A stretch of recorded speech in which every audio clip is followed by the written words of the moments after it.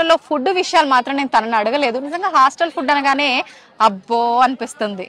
అమ్మా hostel food అదే పప్పు అదే వంకాయ లేకపోతే అలా బోర్ ఐటమ్స్ ఎలా ఉంటుంది హాస్టల్ ఫుడ్? అట్లానేం లేదు, అంటే వీక్ లో ఒక్కో డేకి ఒక్కో స్పెషల్ ఉంటుంది.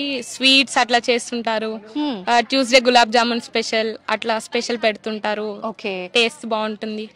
అంటే రొటీన్ గా కాకుండా మార్చి ఫుడ్ చేయటం, మార్చి క్వాలిటీ టేస్ట్ అన్ని బాగుంటాయి. నార్మల్ సౌత్ మెస్ ఉంటుంది, నార్త్ మెస్ ఉంటుంది, నాన్ వెజ్ తినే వాళ్ళకి ఇంటర్నేషనల్ మెస్సెస్ అన్ని ఉంటాయి. ఓకే, అన్నిట్లో ఫుడ్ బాగుంటుంది. థ్యాంక్ యూ రా, థ్యాంక్ యూ వెరీ మచ్. నిజంగా చాలా మంచి విషయాలు తెలియజేశావు. నిజంగా ఎవరైనా పిల్లలు రావాలన్నా కూడా మీలాంటి పిల్లల మాటలు ఇన్స్పిరేషన్ గా తీసుకొని రావడానికి ఛాన్సెస్ ఉంటాయి. Thank you very much. మీరిద్దరు కూడా చెప్పండి, నిజంగా ఎవరైనా వేరే యూనివర్సిటీ కాకుండా మార్వాడిని చూస్ చేసుకోవాలి అని అంటే ఒక మాటలో ఏం చెప్తారు?